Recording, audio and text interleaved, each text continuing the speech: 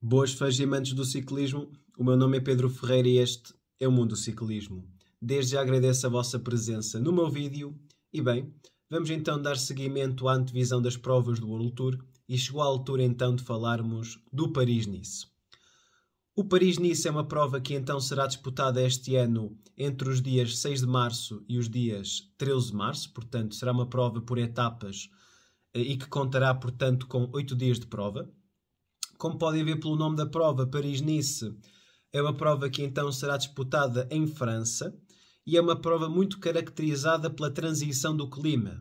Porquê? Porque a prova iniciar-se-á em Paris, portanto nos arredores de Paris, no norte de França, e vai percorrer toda a França até chegar ao sul de França, que é muito caracterizado pelo seu sol primaveresco, terminando a prova então com um clima que é completamente antagónico daquele que se inicia com muito vento, com muita chuva e terminará com o sol que é característico desta altura do ano em Nice, que fica então no sul de França. Além disso, o Paris-Nice é uma prova que serve de preparação dos corredores para os objetivos que ainda vêm por adiante, essencialmente os corredores que irão fazer a volta à França muitas das vezes utilizam o pretexto de começarem a verificar a sua condição física e os seus primeiros picos de forma para o Paris-Nice. Subsequentemente, estamos a falar de um voltista, um critério do Dauphiné, e depois volta à França, portanto, tudo provas aqui localizadas no país gaulesco. A verdade é que é uma prova com muita história. São 80 edições, ou melhor dizendo, será a 80ª edição a que será disputada este ano. E os vencedores são muitos, mas há que ter em consideração um recordista. Existe um corredor que se sobressai dos demais porque obteve 6 vitórias nesta prova nos anos 80, que se chama Sean Kelly, um corredor irlandês, que venceu a prova em 1982, 1983, 1984, 1985, 1986 e 1987. Portanto, foi um corredor que venceu muitas vezes esta prova. É um corredor que venceu uma grande volta, que foi a Vuelta, mas que além disso era um corredor que também tinha uma excelente ponta final. Portanto, era um corredor muito completo para a sua altura. Frisar o recém-vencedor, ou melhor dizendo, o corredor que venceu o ano passado, que foi Maximilian Schachmann, corredor da Bora-Hansgrohe, que vai então envergar o dorsal número 1 para esta prova. Há que ter em consideração que também ele venceu no ano 2020, portanto ele é bicampeão.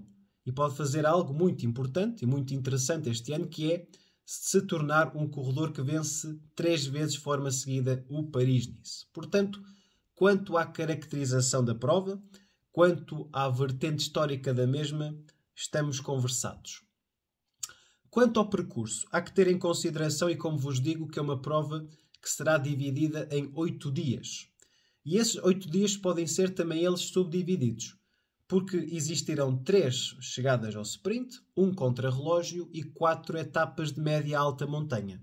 E é mesmo assim que a prova está dividida, ou seja, 3 etapas ao sprint, que serão a etapa número 1, número 2 e número 3, o contrarrelógio que vai definir a transição do plano para o montanhoso, e depois a etapa número 5, 6 e 7 e a 8, que serão 4 etapas de média alta montanha. Quanto ao total, ao somatório dos quilómetros que irão ser percorridos pelos corredores, os corredores irão percorrer uma média de 1200 km, mais concretamente 1198 km e 400 metros. Portanto, em 8 dias de prova existirão aqui muitas estradas por onde os corredores irão passar. Concretamente, para as etapas. A etapa número 1 será uma etapa de 159,8 km de extensão, que vai ligar Mantes-la-Ville a Mantes-la-Ville, portanto será uma etapa que irá percorrer esta região de França. É uma etapa que, em termos de dificuldade, é uma dificuldade bastante baixa. Existem aqui 4 terceiras categorias durante o percurso, algumas subidas e descidas constantes que marcam esta prova. Existirão também 2 sprints intermédios, ao quilómetro 129,7 e ao quilómetro 142,1. pode ser utilizado por corredores que sejam corredores da fuga, corredores que sejam bons a se distanciar do pelotão e conseguir vencer a prova. O que é muito difícil porque estamos a falar da primeira etapa e todos querem ser o primeiro líder e que haja então uma chegada massiva à meta, mas é possível que uma fuga possa vingar. Ou então ataques. Como existe aqui o Côte de Bois-Robert, que será 1,2 km a 6% de inclinação e que fica mais ou menos a 5 km, a 6 km da meta, pode ser utilizado por corredores que queiram então destacar-se, atacar nesta fase da etapa e depois numa descida e depois conseguir render no plano até chegarem de forma isolada à meta. Portanto, existem duas formas de vencer esta etapa, um ataque a 5,6 km, 5,5, 6 km da meta, ou então passar essa subida e depois chegar a um final ao sprint com um pelotão ainda bastante constituído. Quanto à etapa número 2, que vai ligar Hauts-Fargis a Orleans, é uma etapa que pouco tem a ver com a etapa número 1, é uma etapa muito mais assente aos sprinters, porque não existem grandes dificuldades. A verdade é que existirão aqui duas terceiras categorias logo no início da prova, o quilómetro 9,6 e o quilómetro 18, mas que nada irão, portanto, fazer grandes diferenças logo no início desta etapa. Existirão também, novamente, dois sprints intermédios, que serão muito importantes para os corredores que queiram então almejar a camisola verde dos pontos. E no fim teremos então um final ao sprint em Orleans. Não verifica aqui uma grande dificuldade que possa deixar para trás sprinters. Portanto, creio de que será uma chegada para os melhores sprinters do mundo. Como iremos ver daqui a pouco, estarão cá grandes sprinters do pelotão internacional. A etapa número 3 é uma etapa que já tem alguma dificuldade acrescida face à etapa número 2 e assemelha-se muito em termos de dificuldade à etapa número 1. Serão 190 km e 800 metros aqueles que irão ligar Vierzon a Dunes-le-Palestel. Portanto, existirão as tais três terceiras categorias, o Côte de Ezugon, o Côte de Crozin e o Côte de la Périssure, mas que não irão fazer assim grandes diferenças, creio eu, de que entre os corredores que vão almejar a classificação final. Quanto aos corredores que querem levar isto para o sprint, poderá muita boa gente ficar para trás, sprinters que têm grande dificuldade em ultrapassar estas subidas explosivas, mas depois, na parte final, creio eu de que nos últimos 2 km finais a coisa começa a ficar um bocadinho mais dura, porque não é um final plano, será um final que pode ser propício a corredores que gostem de finais no falso plano, com uma pequena inclinação, 2-3% de inclinação. Por exemplo, um corredor que vai estar cá presente, que é Sonny Colbrelli, poderá ser uma chegada que lhe pode propiciar. Mas se calhar não tem tanta dureza como seria necessária para deixar corredores como Fábio Jacobsen e Jasper Philipsen que estarão então em prova. Portanto, serão estas as três etapas que poderão ser mais propícias para os sprinters. A etapa número 1 e a número 3 poderão deixar para trás alguns sprinters que não tenham uma melhor forma física ou que então tenham grande dificuldade em ultrapassar estas pequenas inclinações no relevo. E depois a etapa número 2 sim poderá ser uma chegada muito massiva do pelotão à meta em Orleans. A etapa número 4 será então um contrarrelógio de cerca de 13 km. Não é um contrarrelógio plano, é um contrarrelógio que terá um sobe e desce inicial. Os primeiros 6 km serão marcados por 1 km bastante suave. Depois, o primeiro quilómetro ao segundo quilómetro, temos aqui uma subida de 5,1%. A coisa vai aprimorando e vai ficando mais calma. Depois temos uma descida. Depois temos ali de cerca de 3 km com um falso plano a rondar 1,5%, 2% de inclinação. Depois temos uma fase mais calma e depois a parte final que serão 700 metros no Côte de la Roue-Buffon, que serão então 700 metros a 8,6% de inclinação. Portanto, é necessário que os corredores consigam aqui controlar muito bem as suas energias para depois terem um folgo final para aqueles 700 metros que serão muito dorosos para os corredores. Existirão corredores no pelotão que serão muito à figura deste contrarrelógio, por exemplo, Roglic, Wout van Aert, o próprio João Almeida que vai participar na prova. Vamos ver se existirão aqui grandes diferenças entre os homens da geral. Haverão, claramente, se serão muitas as diferenças ou se serão poucas, porque existindo corredores que não são bons contrarrelogistas, mas que são bons corredores na montanha, eles poderão perder pouco tempo, porque temos aqui nesta fase uma subidinha que pode ajudar a nivelar a coisa. Quanto à etapa número 5, é uma etapa bastante dura. Estamos então já na transição dos sprints para a média e alta montanha, e é uma etapa que vai ficar caracterizada pela passagem em 3 primeiras categorias. Portanto, quando se fala numa primeira categoria, fala-se em subidas muito difíceis.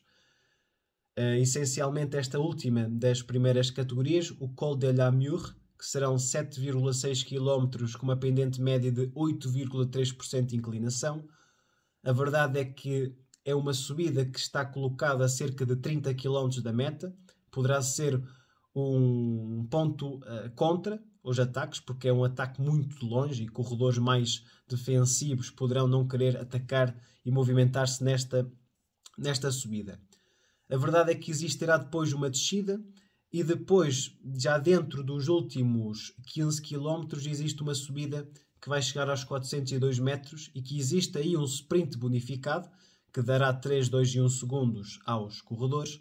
Aí sim poderão existir movimentações entre os homens da classificação geral e corredores que sejam bons na montanha.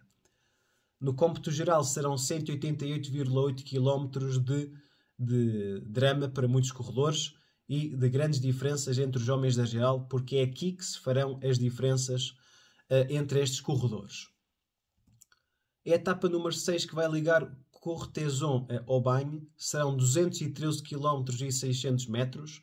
Etapas de 200 km ou mais de 200 km parecem cada vez mais raras no calendário velocipédico, mas temos aqui então uma boa mensagem por parte da organização ao colocar uma etapa de mais de 200 km. As grandes dificuldades serão 2 terceiras categorias e 3 segundas categorias durante a prova. A verdade é que a última destas categorias, que será uma segunda, o Col de Espinguer, que serão 11 km a 4,4% de inclinação média, está colocada a mais de 30 km, ou melhor dizendo, a mais de 25 km da meta. É a tal situação de que será que os corredores quererão fazer as movimentações aqui, ou se vão fazer as movimentações, por exemplo, na descida, porque há várias formas de atacar. Se for na subida é uma coisa, na descida é outra. Há corredores que descem muito bem e que sobem bem, há outros que é o contrário, sobem muito bem e depois descer são uma miséria. Portanto, há várias formas de tentar fazer as diferenças nesta etapa.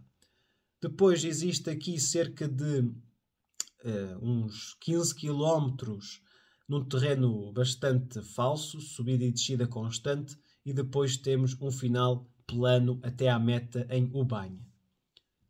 A etapa número 7 será a única etapa numa chegada em alto, ou seja, perdão, é uma etapa de 155,4 km, no qual terá uma subida de segunda categoria e depois uma primeira categoria que será a meta.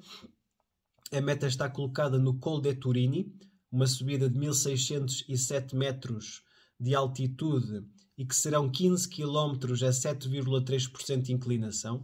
Creio que aqui se farão grandes diferenças. Poderão chegar a minuto e meio, 2 minutos entre os homens da geral. Se calhar 2 minutos estou a ser muito exagerado, mas que minuto e meio sim. Fazer-se-ão grandes diferenças nesta etapa. E de resto esta etapa será uma subida e descida constante. Não existe aqui um palmo de terra plano, talvez ali entre o quilómetro 70 e o quilómetro 80, mas nada mais do que isso, pois é um sobe e desce constante. E depois temos o Col de Turini, que será então o esplendor desta etapa número 7 do Paris-Nice. Depois temos a chegada a Nice, que será uma etapa, um circuito em Nice, um circuito que não é nada fácil, diga-se de passagem. Terá então 2 primeiras categorias e 3 segundas categorias. As primeiras categorias é Côte de Pays, que será 6,6 km com uma pendente de 6,8% de inclinação, a meio, mais coisa menos coisa da prova.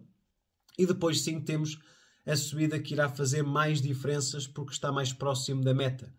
A cerca de 16 km da meta ter-se-á o coroar do Col d'Ieze, que já foi ultrapassado este ano, numa outra prova, no Tour do Var e dos Alpes Marítimos, que serão 6 km a 7,6% de inclinação média, e depois terá uma descida toda até à meta, colocada em Nice. Portanto, estamos a falar de uma etapa também difícil, uma etapa no qual, creio, na minha opinião, que será mais importante não as subidas, mas sim as descidas.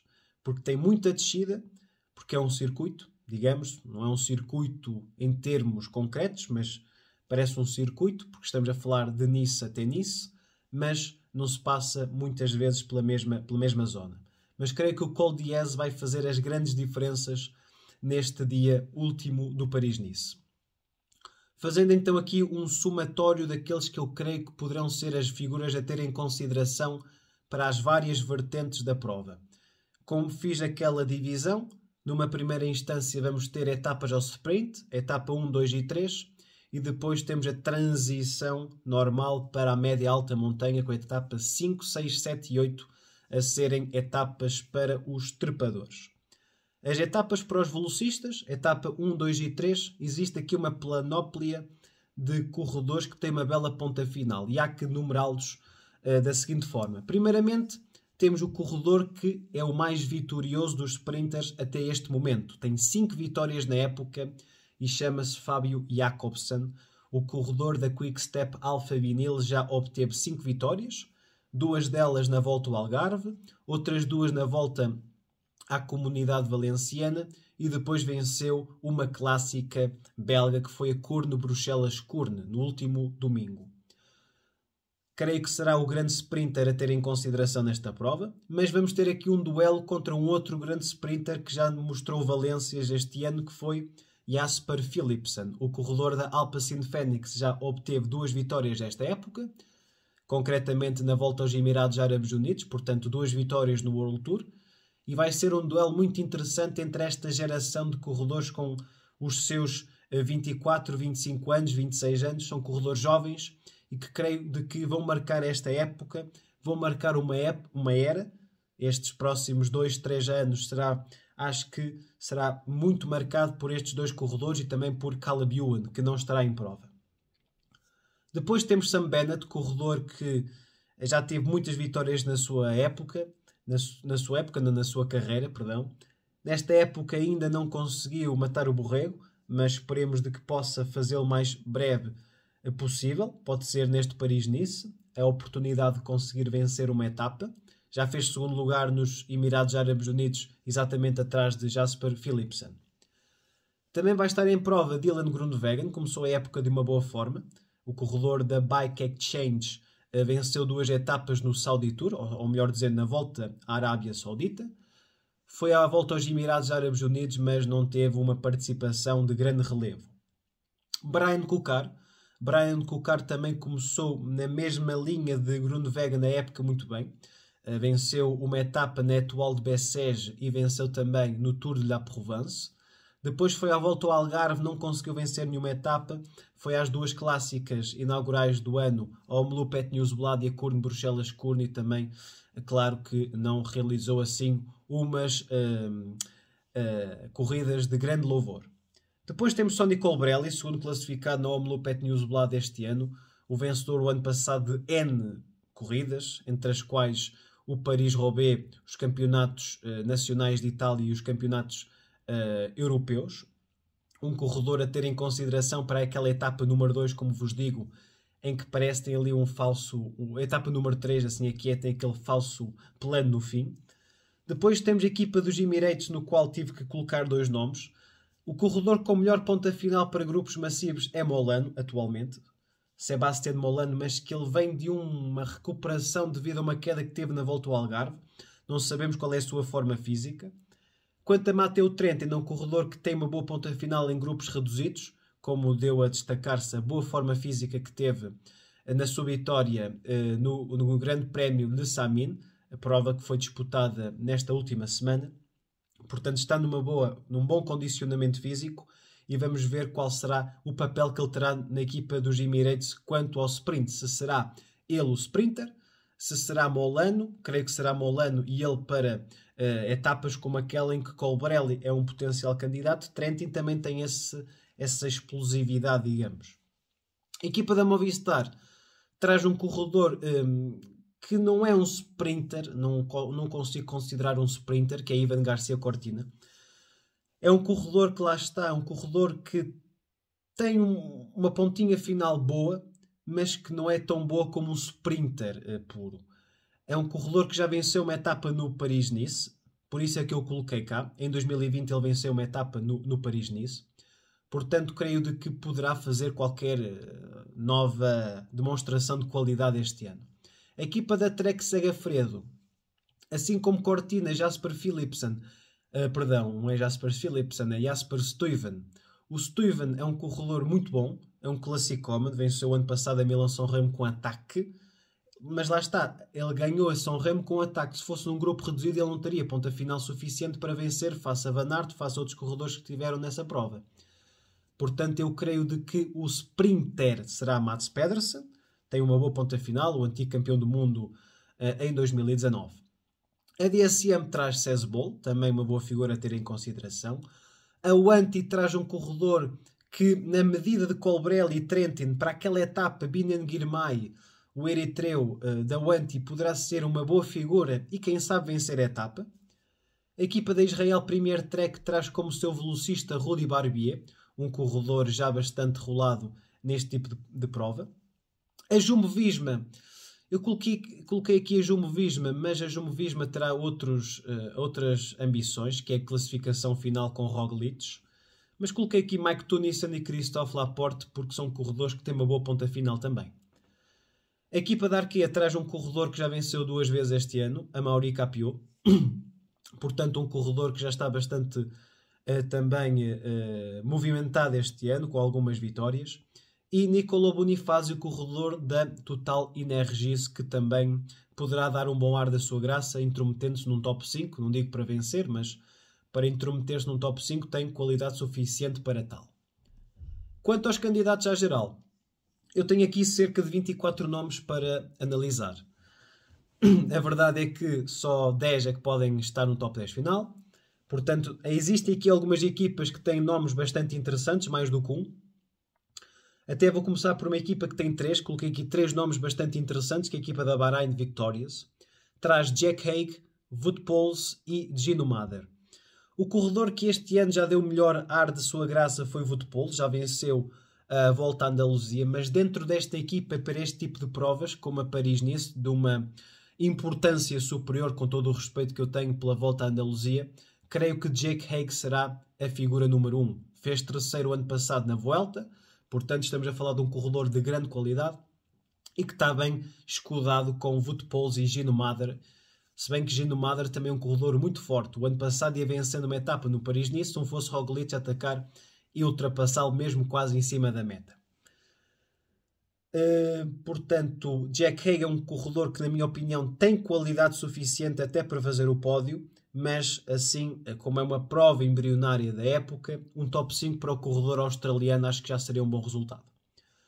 Dentro da FDG, ou da Grupama FDG, coloquei aqui 2 nomes, David Gaudu e Michael Storer, mas creio que Gaudu venceu já este ano na Volta ao Algarve, uma etapa, andou de líder, camisola amarela. Storer já mostrou alguma coisa, mas não aquilo que eu ainda pretendo deste corredor. Portanto, David Gaudu será a figura número 1 desta equipa. Outra equipa que traz 2 nomes, Ineos Grenadiers. Dani Martínez também andou bem na Volta ao Algarve, precludindo, creio eu, que num top 5, mas Adam Yates está numa forma física, é um corredor muito melhor do que o corredor colombiano. É um corredor que vem constantemente a melhorar o seu contrarrelógio, desde que mudou-se para a equipa da Ineos. Sobe bem, este ano apenas foi batido nos Emirados Árabes Unidos por o extraterrestre Tadej Pogacar. Um corredor que eu creio que também irá fazer top 5. Yates, Jack Haig e depois vamos ver aqui mais 3 nomes que poderão concluir este top 3. dentro da equipa da Jumbo, até me enganei aqui, meti na equipa da Jumbo à frente Paris-Nice, mas não, a prova é o Paris-Nice e a equipa é a Jumbo-Visma. Traz o corredor, o grande favorito, na minha opinião, para vencer, Primož Roglič, tricampeão da Vuelta, um corredor de grande qualidade, vice-campeão do Tour de France 2020, campeão olímpico da vertente contra-relógio. Mas coloquei logo exatamente ao seu lado outro corredor, que nós não sabemos aquilo que ele pode fazer em uma semana, que é Wout van Aert. Um corredor que exatamente há um ano foi ao Tirreno Adriático, que é uma outra prova que iremos analisar, e ele andou muitos dias de camisola de líder e ficou em segundo à geral. Portanto, é preciso ter cuidado com este homem. Caso Roglič tenha alguma falência, algum problema, porque Roglič em França tem grandes problemas, muitas quedas, já caiu na Volta à França do ano passado, caiu no critério Dauphiné 2020, ficou em segundo de forma dramática na Volta à França 2020. O ano passado, no mesmo Paris-Nice, era líder com uma facilidade autêntica, cai e perde essa liderança. Portanto, Roglič não tem muitas boas recordações de França. Mas creio que será mesmo assim o grande alvo a bater por parte dos seus rivais. Wout van Aert, lá está, um corredor em segundo plano, que vai escudar Roglič. Se calhar até pode vencer o contrarrelógio na quarta etapa, mas vai ter um papel mais de escudar, mais de proteger Roglič. Mas caso Roglič tenha alguma falência física, ou uma queda ou abandono, Wout van Aert está ali à disposição da equipa. A equipa da Cofidis também traz aqui dois corredores interessantes, Guillaume Martin e Jonas Aguirre.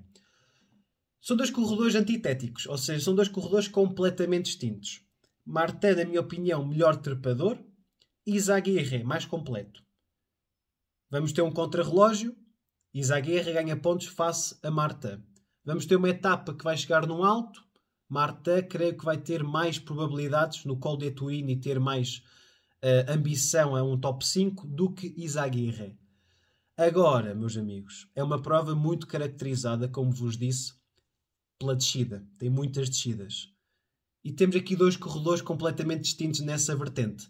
Jonas Aguirre é espetacular descedor, é dos melhores descedores no pelotão. Muitas das vezes até coloca em risco a sua vida. Guillaume Martin é dos piores descedores no pelotão. É um corredor que tem sérias dificuldades. Espero que este ano, com a entrada de Aguirre na equipe, Aguirre possa ajudar e ensinar, acima de tudo, Guillaume Martin a descer, porque uma das pedras-cal deste corredor é mesmo a descida e a forma como ele desce. Portanto, dentro desta equipa não vejo aqui corredor com capacidade para top 5. Top 10 creio de que Aguirre ou Martin têm qualidade suficiente para um top 10. Dentro da Bora, lá está, a Bora é uma equipa que traz 3 corredores interessantes. Conrad acho que é o corredor com menos capacidade para isto. Depois Schachmann e Vlasov. Vlasov já venceu a Volta à Comunidade Valenciana, mas depois disso já teve uma baixa de ritmo, uma baixa física na última etapa do AE Tour, no qual cede perante o grupo de Pogačar, de Adam Yates, João Almeida e companhia. Fica em quarto, mas com um segundo de avanço sobre João Almeida. Depois temos o Schachmann, que é o bicampeão em título. Será que o objetivo da Bora será tentar levar Schachmann a uma terceira vitória? Ou será que vamos apostar tudo em Vlasov e tentar vencer a prova com Vlasov? Porque uma questão é a seguinte. O ano passado o pódio, mesmo com Roglič a ser a grande figura, mas depois com a queda, foi Schachmann em primeiro, segundo Alexander Vlasov. Portanto, agora tem o primeiro e o segundo classificado. O ano passado Vlasov corria pela Astana, é verdade. Mas será uma dúvida que a equipa terá de descortinar. E haverão situações antes de chegarmos às montanhas para ver isso. As primeiras etapas, para além de serem etapas planas, são etapas muito talhadas com o vento. E corredores importantes poderão perder muito tempo com o vento. Depois teremos o contrarrelógio. Será que Schachmann é melhor contrarrelogista do que Vlasov? Ou Vlasov é melhor do que Schachmann? Vlasov este ano já demonstrou ter qualidade para o contrarrelógio. Não é um contrarrelogista nato, mas consegue-se defender face a outros voltistas que não se conseguem defender, como Martin e etc. Schachmann ainda não vimos a sua graça este ano. Portanto, é esperar para ver. Mais uma equipa no qual eu coloco 2 corredores como figuras. A UAE Team Emirates. Traz João Almeida. O nosso coração fala, claro, que João Almeida será o líder, porque é português, porque já demonstrou resultados importantes. O ano passado venceu a volta à Polónia, a volta ao Luxemburgo, foi 6º no Giro, já foi 4º no Giro em 2020, mas traz Brandon McNulty. Em termos de forma física, anda ela por ela. João Almeida fez um excelente trabalho para Pogačar no UAE Tour, ficou ainda em 5º. McNulty já tem 2 vitórias em 2 provas de um dia. Na minha opinião, João Almeida será o líder. Porém, existe outra coisa que está a esbater este meu ponto de vista, que é o facto de que McNulty vai envergar o dorsal 1 da equipa. E normalmente quem enverga o 1 é o líder da equipa. Almeida será o número 4. Isso já é outra perspectiva. Vamos ver. Só a corrida nos vai ditar quem será o líder. McNulty e Almeida são corredores idênticos. Porquê que eu digo idênticos? No sentido em que no contrarrelógio são corredores muito iguais. McNulty é um corredor muito bom no contrarrelógio. O Almeida é muito bom no contrarrelógio. Aí está ela por ela. Na alta montanha, João Almeida é substancialmente melhor do que o McNulty. Essa é a realidade. Em grupos reduzidos, João Almeida tem melhor ponta final do que o McNulty. A verdade é essa. Portanto, vamos ver no cômputo geral o que é que será esta equipa do UAE Team Emirates nesta prova. Para mim, Almeida será o líder. Depois, equipas que trazem um corredor como líder. Nairo Quintana. A Arkea Samsic traz Nairo Quintana e Nairo Quintana, meus amigos, será o velhinho Nairo Quintana? Aquele que venceu o Giro 2014, venceu a Vuelta 2016, o corredor atacante, já venceu o Tour de La Provence, venceu o Tour do Vário dos Alpes Marítimos, está em super forma. A forma como ele ganha o Tour do Vário dos Alpes Marítimos foi espetacular. Não foi na montanha, que é o seu terreno predileto, foi na descida. Ele na descida conseguiu colocar tempo a Tim Wellens, a outros corredores como o Storer, o Thibaut Pinot, etc. Portanto, Nairo Quintana é dos corredores que eu estou a apontar para top 5. Depois temos David de la Cruz na Astana. A Astana este ano não está muito bem. Tem uma vitória com Lutsenko, é verdade, na clássica de Rayen, mas tem-se dito muita coisa má da equipa da Astana em termos de organização da equipa, sobretudo na volta à Andaluzia, em que aquilo não andou muito bem. De la Cruz não me dá credenciais suficientes para um top 5. Um top 10 também depende da sua forma física. A AG2R, La Citroën traz Ben O'Connor, 4º classificado no Tour de France do ano passado. Será um corredor a ter em consideração e que eu aposto que fará um bom resultado este ano no Paris-Nice. A Trek traz o experientíssimo Bauke Mollema, mas eu creio que o Mollema já não tem credencial para um top 5. A idade passa por todos. É um corredor que já fez muitas boas provas. Top 10 é possível, mas por aquilo que eu vi em várias provas este ano, não me dá satisfação suficiente para o colocar num top 5, top 10 e muito lá para baixo do top 10. A equipa da Bike Exchange, assim aqui é, traz Simon Yates. Simon Yates é um corredor espetacular. É um corredor que eu gosto muito de ver a correr, sobretudo quando está numa boa forma física. Venceu já a Vuelta em 2018. Vamos ter aqui algo inédito, creio eu.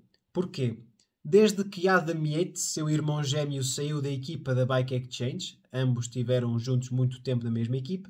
Adam Yates foi para a Ineos o ano passado. Acho que nunca vi um frente a frente entre os dois irmãos gêmeos em prova. Portanto, este ano vamos ter essa oportunidade de ver no Paris-Nice isso. E, portanto, Simon Yates também é uma figura muito importante num top 5 final. Depois temos Neilson Powless, corredor da AF, um corredor muito interessante, fez um bom tour dos Emirados Árabes Unidos, top 10, creio eu. E também poderá fazer aqui top 10 no Paris-Nice. Total Energies e equipas pró-continentais. Falámos de Quintana, mas Quintana é outra figura. Está numa equipa pró-continental, mas é corredor do World Tour. Temos Pierre Latour na Total Energies. E Latour tem feito um início de época bastante regular. Top 5 aqui, top 5 acolá, em provas francesas. Vamos ver o que ele fará na outra prova francesa, que é o Paris-Nice. Depois temos Jay Vine, a equipa da Alpecin Fenix. Jay Vine, que é um corredor jovem, tem muita margem para melhorar, mas também poderá fazer aqui um bom resultado final. Portanto, no somatório de corredores para a classificação final, também está tudo dito. Irei lançar então agora o meu top 5 final. A verdade é que eu tenho aqui 6 nomes em cima. Cheguei a essa conclusão. Roglic, Quintana, Adam Yates, Simon Yates, João Almeida e Vlasov. E Jack Haig. Acho que Jack Haig ainda mais do que Vlasov. Em circunstâncias normais, Roglic vai vencer. Irei colocar em segundo, porque o meu coração me diz, João Almeida, porque é português, não é? E nós estamos sempre a supravalorar o que é nosso, mas acho que neste caso até bem. E em terceiro irei colocar o meu Nairito Quintana, aqui na terceira posição. A fechar o top 5 irei colocar os irmãos gêmeos, com Adam Yates em quarto, quinto Simon Yates, Jack Haig sexto, Vlasov sétimo, Gaudu oitavo, Ben O'Connor nono e décimo para Ionis Aguirre. Portanto, Schachmann fora do top 10, vai-lhe acontecer qualquer coisa, vai haver um furo, vai perder muito tempo, para não desejar mal a ninguém, que eu não quero nada disso. Portanto, quanto ao Paris-Nice, está tudo dito. Será uma prova muito interessante que poderão acompanhar claramente na Eurosport, o canal do ciclismo. Caso tenham alguma dúvida sobre o Paris-Nice, caso queiram comentar comigo sobre o Paris-Nice, não tenham grandes problemas. Caixa de comentários deste vídeo ou então mensagem privada para o Mundo Ciclismo em Instagram e Twitter. Deixem o vosso like e o vosso dislike consoante a vossa opinião sobre este vídeo, formas como posso melhorar os vídeos, e a gente vê-se sempre por aí. Um grande abraço.